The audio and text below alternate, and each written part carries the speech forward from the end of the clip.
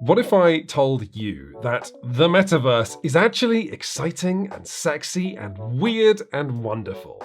I know, it seems impossible given Facebook's recent ugly lunge to try and capture the entire conversation around virtual reality technology, changing the company's very name to Meta and offering us a truly unappetizing vision of the future, with sexless Zuckerbergian brand-friendly presentation as well as unconvincing tech demos that always seem to center unlikable people either spending money or working to make more money. But here's the thing, the metaverse is not just a profitable twinkle in Mark Zuckerberg's eye. Every month, more and more users join the communities of VRChat, an independently owned platform that lets these people step into a new body, make new friends, make new worlds, make new bodies, and even sleep together, meaning literally fall asleep, and also the other thing. You see, at the same time that big tech companies are talking about and prototyping the metaverse, and we're all getting bored of their profit-focused sales pitch, VRChat's grassroots community of creators and engineers are working no less hard to create the future of human communication, but they're not doing it to make a profit, but for themselves. And because VRChat removes all barriers that might limit them from creating and has little to no interest or ability to enforce copyright or remove not safe for work content, you can see a little bit of what humans actually want from a virtual reality metaverse, because you can see, given the most powerful tools and minimal oversight, what they're choosing to build. So here at People Make Games, we took a tour of VRChat and interviewed a whole range of people to find how they were making this new frontier work for them. It was in these interviews that we found, for the first time, reasons to be excited about a metaverse future, as well as no shortage of reasons to be afraid that big tech can take that future away from you and me.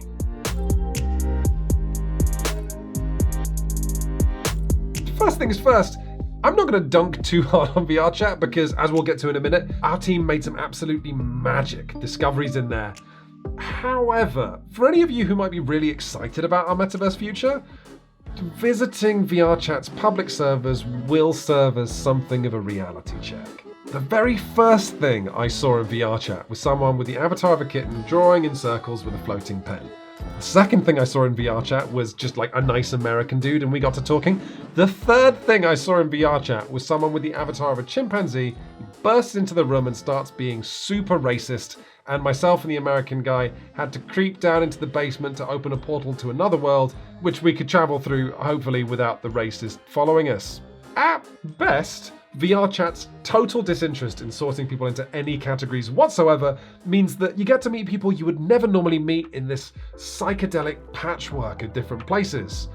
At worst, VRChat combines the dull buzz of using an online chat room with the level of politeness you'd expect from an online shooter. You thought a kid yelling in your ear was bad when you were playing PUBG? Wait until you're in a virtual bar where the only thing to do is talk to that kid. This device has irrevocably changed the tenor of VRChat, as legions of kids who got the Quest for Christmas have been airdropped into VRChat's various pubs and clubs and cozy hangouts. Also, because of the Quest's limited processing power, it has created a weird second class of citizen in VRChat who quite literally cannot visit the most beautiful places or perceive the most beautiful bodies, which feels like a curse out of Greek myth. Eventually, I settled on a VRChat avatar that spoke to me. It was a walking bottle of wine, which I thought embodied my friendly demeanor as well as my gawky awkwardness using the software. Side note here, I would only find out while editing this video how incredibly creepy this avatar was. Whenever I went to look at someone else's avatar up close, I would stalk towards them like some kind of empurpled David Cronenberg-style predator. Also, turns out VRChat models how long your avatar's arms are, which I only found out recently. Because the wine bottle is tall but has stubby arms like a T-Rex, I had incredible trouble pushing buttons for my entire time in VRChat. So much so, you get to enjoy this candid clip of what your metaverse future will look like. But generally, people in VRChat were really helpful when I said I was new, and really excited when I said I was a journalist, which is how I ended up having one of the most awkward experiences I've ever had on the internet. So I was chatting to this big group of people in this club about not safe for work content on the platform. And this guy said, let me show you something. And we followed him into a private bedroom so he could demonstrate to me how the door's locked. Now, some people in this crowd were completely silent, but some were kids who immediately started jumping on the bed. And then I watched with mounting distress as this guy swapped into the body of a booby anime lady eating a cookie and proceeded to take his clothes off in front of me and the children. It wasn't long after this that someone told me that they really liked to smoke weed before they went into VRChat, and then I thought to myself, oh, you know what? Talking to strangers might actually be more fun if I had a buzz on. I thought that might be my gonzo way into the story. Then I wondered what I'd really be achieving adding intoxicants to this game that had already seen me watching a striptease with some preteens, and decided that this would just be me speedrunning getting cancelled. A less treacherous way to have more fun in VRChat's public servers is just to go exploring with a friend. And actually, we've just released a little video to accompany this one to backers of the People Make Games Patreon. Are you ready to enter the world of VRChat? No nerds in VRChat, that's why we're going to take our glasses off. I sure am, Quintin. Please show me the future. Are you ready? Yeah. Okay, Chris, welcome. Wow, you're a large bottle of wine. I am, and you're a frog. Where I show my colleague Chris Bratt around VRChat, and you can get access to it while also supporting our journalism at patreon.com/peoplemakegames. But while exploring the anarchy of VRChat's public servers is a pretty good way to figure out why Facebook's Horizon Worlds is quite so buttoned down, the BBC recently ran a story where a journalist went into VRChat pretending to be a 13-year-old girl and experienced sexual content, grooming, and rape threats. But if you really want to understand what's going on in VRChat, the best way to do that might not be hopping around public worlds. In the words of one of our interviewees, that's like trying to understand New York City by going to Times Square. Sure, you'll meet people, but a lot of them are going to be loud and obnoxious, and you're still going to have no idea what's going on behind closed doors. She also made the good point that, do you get onto Zoom or, just talk to random strangers? Probably not. Right? It's the same sort of thing. So we arranged interviews with a variety of people who spend a lot of time in VRChat, just not necessarily a lot of time in public worlds. From modelers to moderators, from documentarians to DJs, we sat down with the people who represent the enthusiast core of the VRChat community.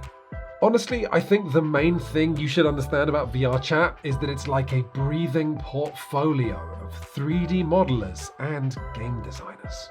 You've got cozy hangout spaces for people with full body tracking to curl up in, worlds that are just meant to elicit wonder in VR. There are so many worlds offering social games or anti-social games.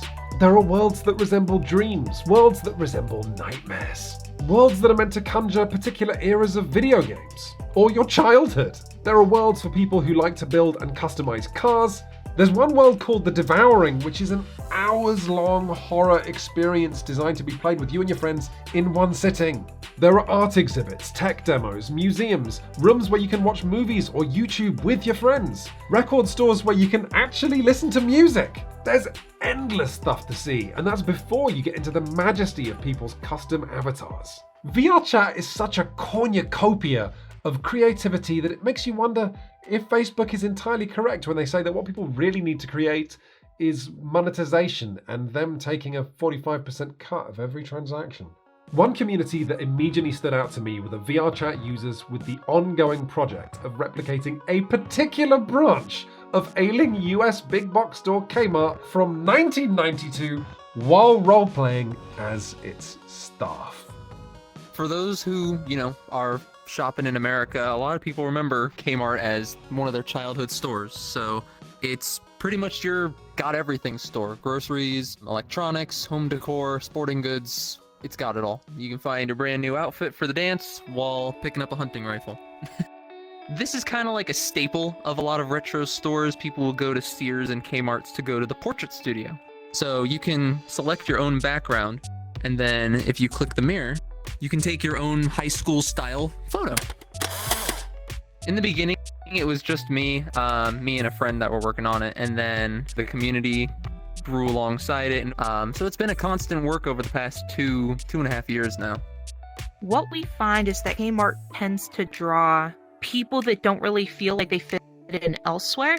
So we have a very, very broad autism spectrum community. We have a very broad mental health community, LGBT. We have people who choose to be mute in the game for whatever reason due to anxiety.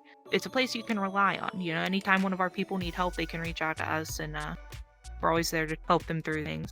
This was something I'd hear over and over again that really surprised me. When I asked people why they spent a lot of time in VRChat, I'd hear that they were on the spectrum, or they felt unsafe socializing outside, or they felt that the real world might be hostile to their gender expression. Or in the words of one person I spoke to, 2020 comes, and then the pandemic happens, and we both have chronic illnesses and basically did not leave our house at all for months and months and months. And so when March came around, we both were like losing our minds inside. We're like, well, why don't we go check out that VRChat thing again? So this place that we're in is called Treehouse in the Shade.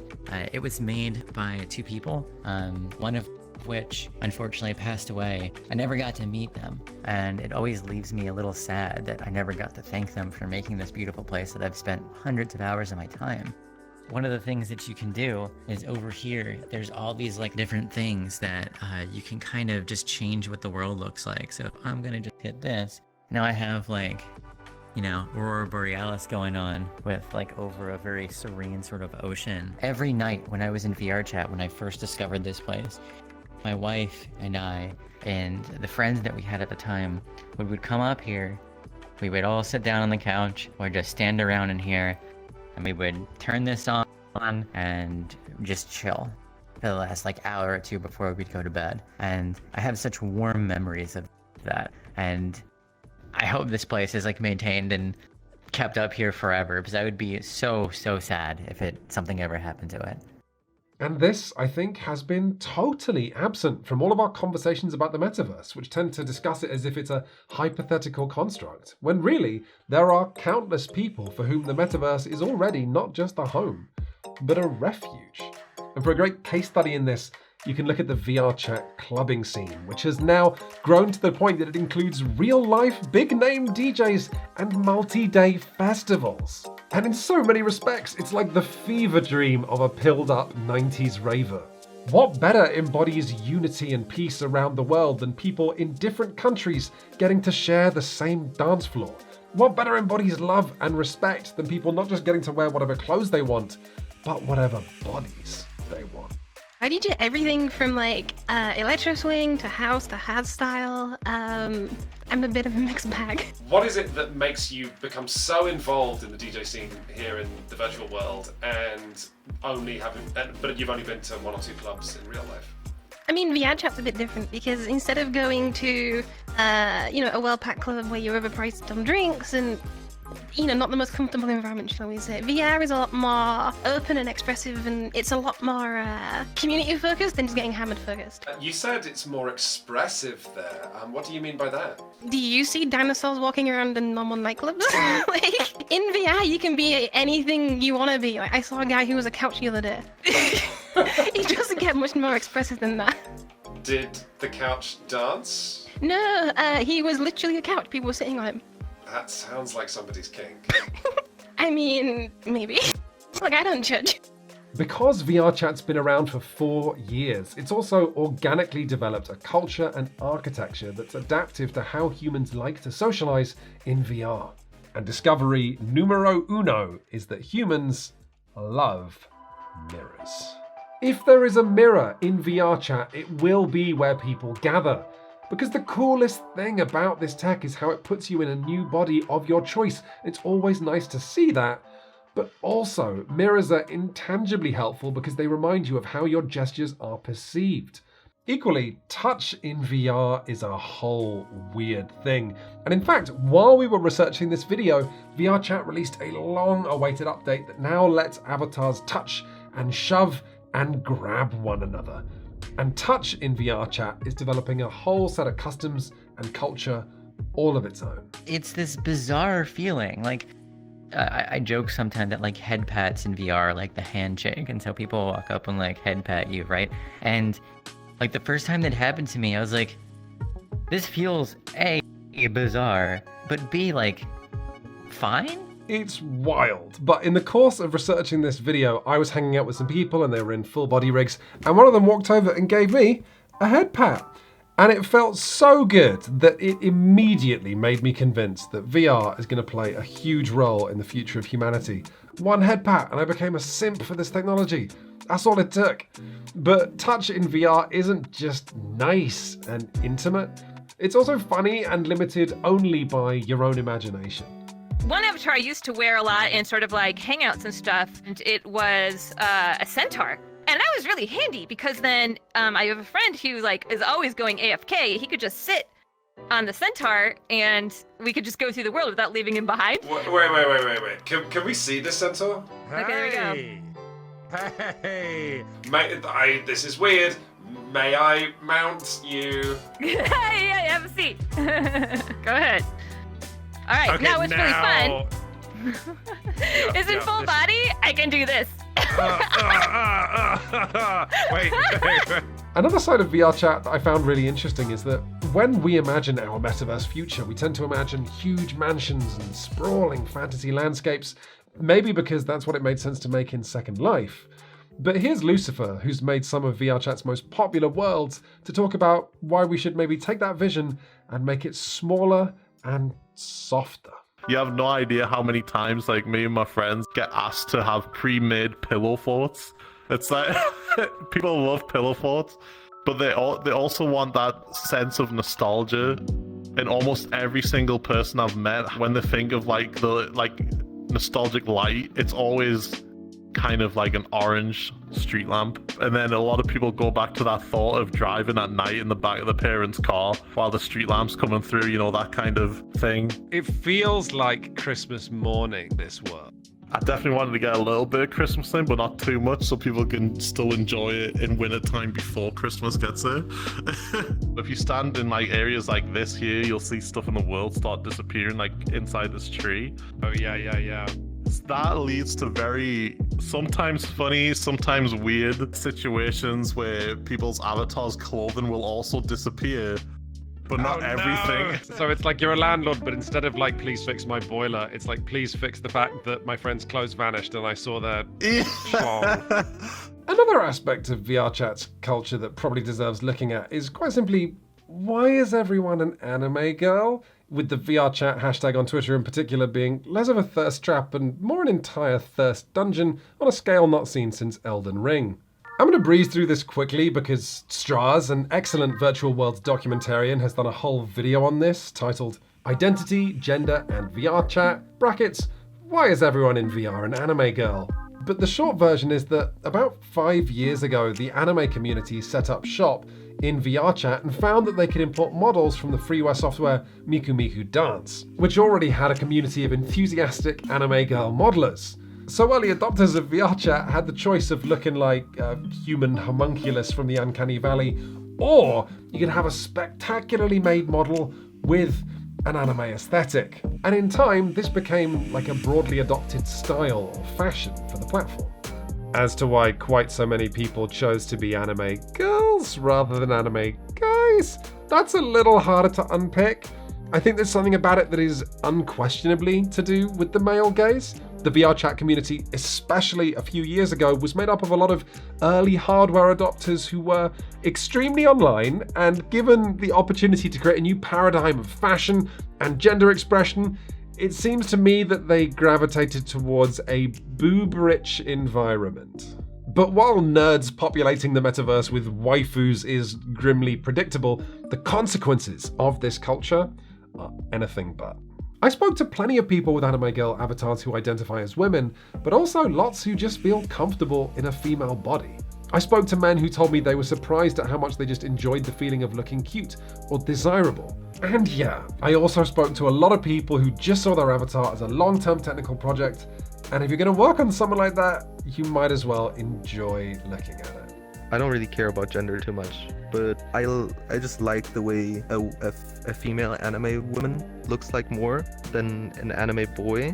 And for some reason, now that I've adapted to this almost standard in VRChat, it's hard to go and just make a male avatar and feel like that's yours. In the real world, I'm very much just a normal looking male that doesn't really care too much, but here I can be more feminine expressing. I have a feminine looking avatar. I can then express and use different gestures in a way that is a bit more comfortable to me.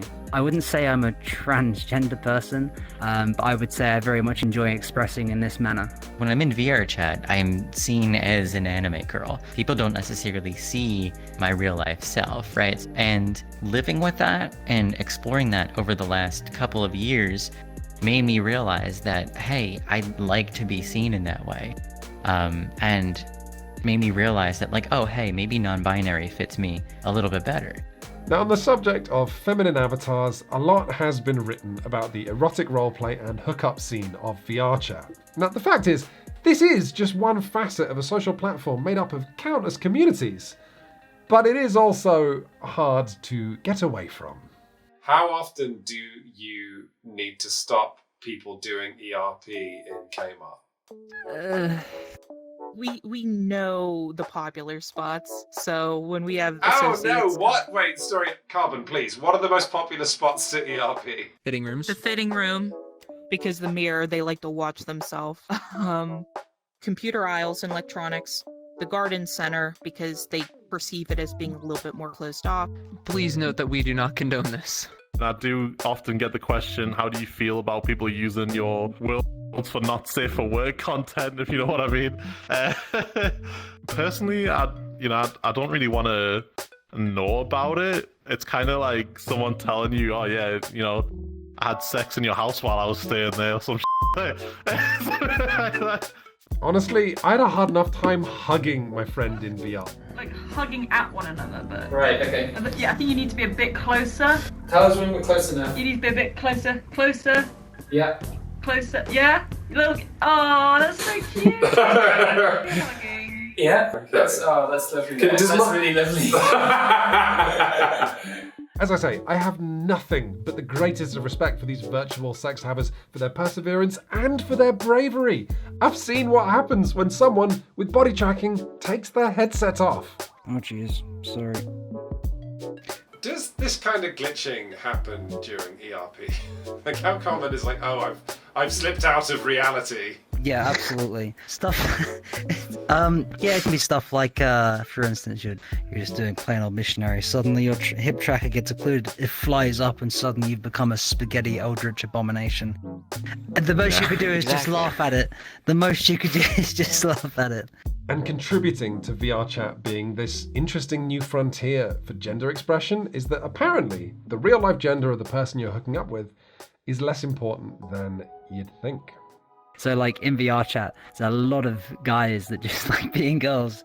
And because of that, I think also there's a layer of how you come to identify and see people on VRChat has changed. So you'll see like a female avatar. It will clearly have a male voice, but if you're on here for so long, and I think a lot of people have this, they'll look at the avatar and go, that's definitely a woman. So it's totally not gay.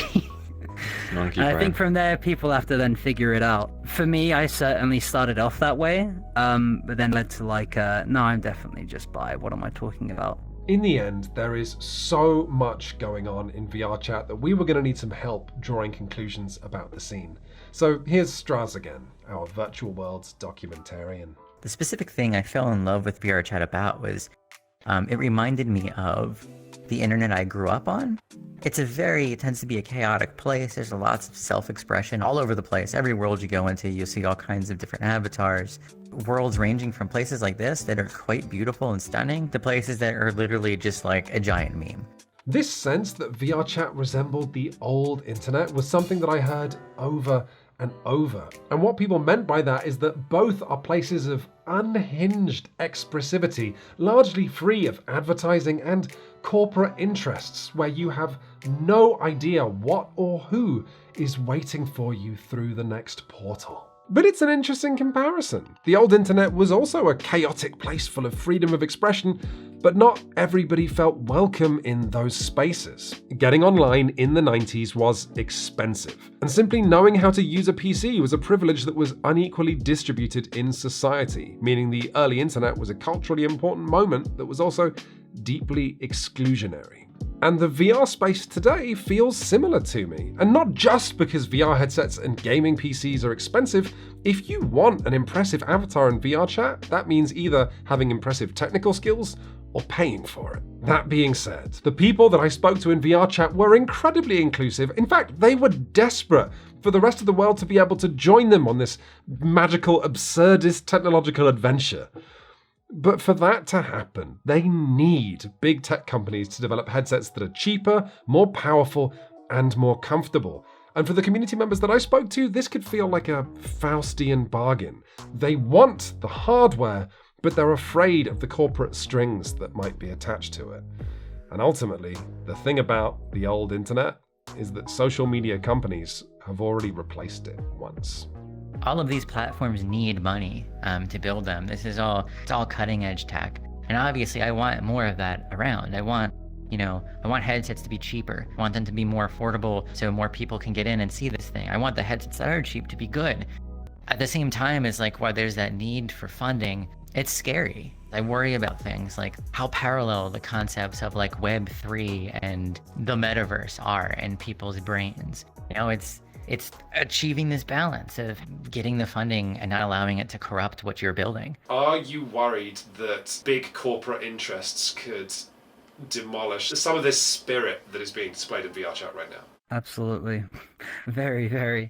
Because this is one of the few games that has not been centralized into something or moderated to hell. That is something you'll rarely find with communities. It's untarnished, it's purely raw, just people interacting and communicating. And as you say, every other instance of that has been, see you later. Every instance of that has been moderated or centralized or something else. And it just feels like eventually, like especially with meta and stuff, it's only a matter of time before someone comes down on us and goes, right, enough of that, we're moving platforms, we're adding these rules, you can't do this and that, and then suddenly the magic's gone.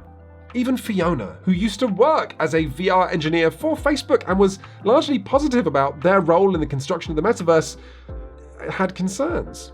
I don't necessarily believe that big tech wants to control the social lives of people. I would be more worried about, in order for me to sit here and talk with you, I don't want to spawn in and have to clear away all these targeted advertisements or stuff. The way that money is made is eventually giving people just enough that they will put up with and then hoping they'll put up with a little bit more. Right now in VRChat, we don't put up with anything corporate unless we choose to go there. I don't know if that's going to continue because it's also not making them any money. But unless VRChat finds some way to make money, the platform's current laissez-faire approach to moderation that led to me almost instantly discovering enthusiastic racism and hentai while there were kids around is only going to become a bigger problem as the platform grows and amasses more users and more user-generated content and more creeps. And that's a huge problem, as much as it's an inconvenient one with no easy solution. All moderation is expensive. And what VRChat currently has instead, where it lets users moderate their own experience by disabling voices or touch or content from untrusted users of various levels, is functional but depressing. That's a system that says if you happen to be someone the VRChat community is hostile to, simply reduce how much of VRChat you experience until you feel less triggered. But whatever you think about VRChat's approach to all of this, it is hard to feel like the future of virtual reality socializing will be decided by them.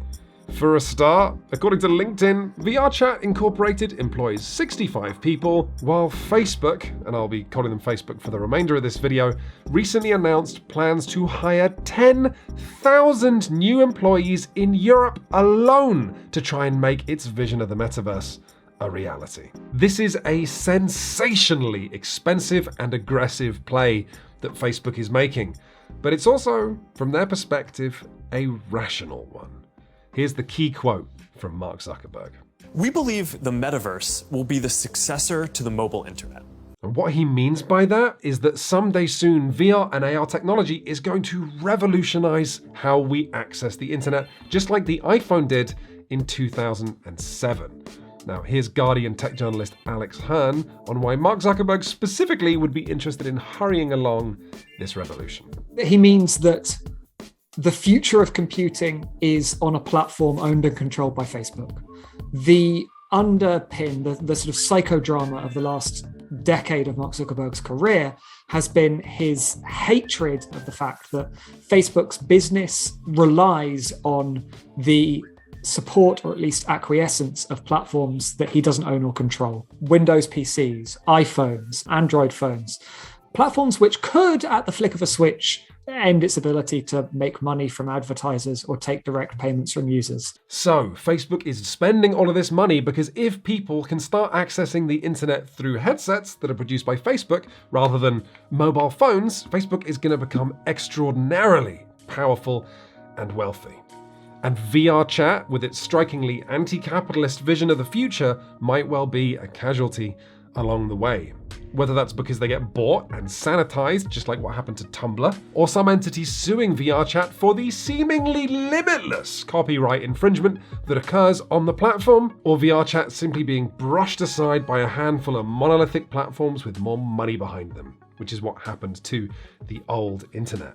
And the thought of any of this happening is kinda disturbing to me, because Horizon Worlds, Facebook's own bouncing baby prototype of what they want the metaverse to look like, is in many respects the antithesis of VRChat. It's so sexless and desperate not to upset brands that people literally don't exist from the waist down, which hardly makes it a fertile ground for new forms of gender expression or experimentation with identity. And even if you were to create a nascent, vulnerable new identity in Horizon Worlds, if there's one company I don't trust with the data on my new self, it's bloody Facebook.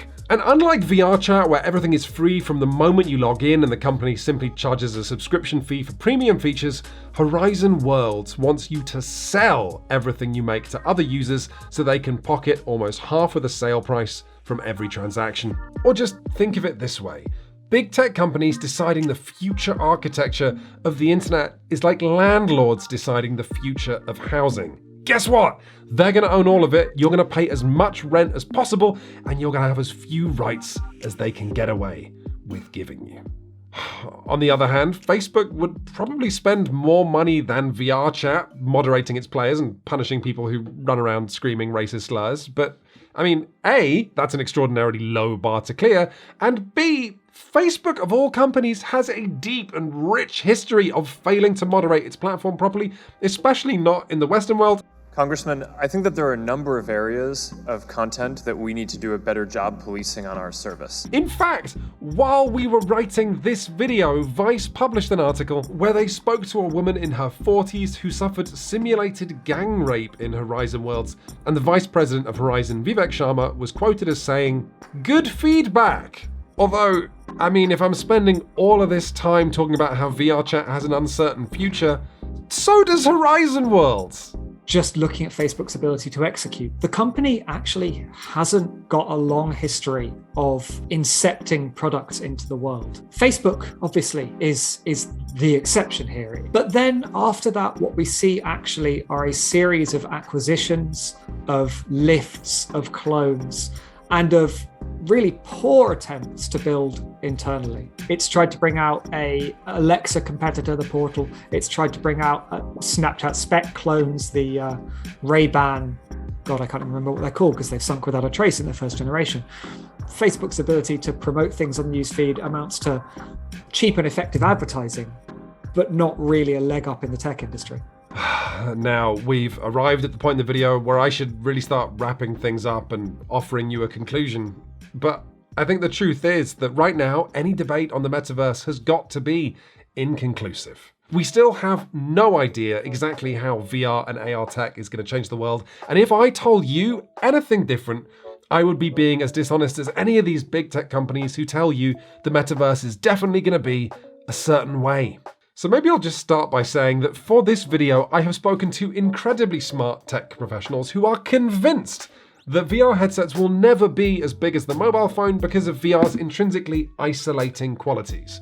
I've also spoken to equally smart tech professionals who have staked their entire professional careers on VR because they are so convinced it's the future. Am I particularly concerned about what Facebook is doing in the metaverse? I'm not concerned, because right now, I want them to make the technology, right? And I don't have to use their apps yet. All of the stuff that I made from scratch here, there's going to be tools to make you do this even better. That's so exciting. Like, oh man, like the stuff that we're going to be able to create. You will look back on this day and it's going to be like the black and white tiny 50s TV, or I'll be embarrassed. Be like, man, I thought this was cool back in the day. No, I cannot wait for that time. But just because we don't know what the future of VR technology holds does not mean we are powerless to have our say. Just think about the scale of the backlash against non-fungible tokens in the face of tremendous support for them from corporate interests all over the world. That shows, I think, that if we know collectively what we will not accept, we have the power to prevent it from happening. So rather than offering you a conclusion, I want to encourage you to think about what you would and wouldn't want from a virtual reality metaverse. Think about the parts of this video that excited you, and maybe the parts that scared you. We need to start having those conversations because Lord knows there are plenty of people at Facebook who are already having them, acting like the future belongs to them, but I don't think it does. And I hope if you've learned anything from this video, it's that maybe there is a version of the metaverse future that's worth fighting for. Thank you very much for watching, everybody. Got a bit heated then. If you would like to support journalism just like this video, you can do that at patreon.com/peoplemakegames. And don't forget, we've released a special video for our patrons to coincide with this one, where I show Chris Bratt around VRChat. Thank you so much for watching, everybody.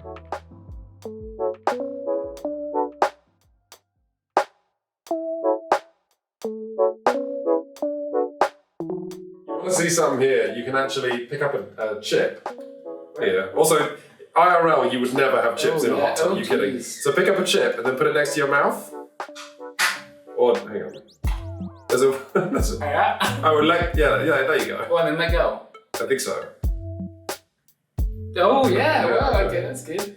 And like, here's the crazy thing about eating in VR is like, it makes about 5% of my brain feel like I'm really eating. Also though, IRL crumbs would be getting everywhere in this hot tub. Absolute, just disastrous scene. I think that, like, you said this to me before, just from your own experience, but the mirrors are such a big part of this. Yeah, no, all the socializing in VR happens in mirrors. And maybe this is a good time for me to talk about it. Like, you would never guess from, like, if you were designing VR in a vacuum, how important it is just to. Oh, I didn't know the bottle of wine actually bends. That's not how bottles work.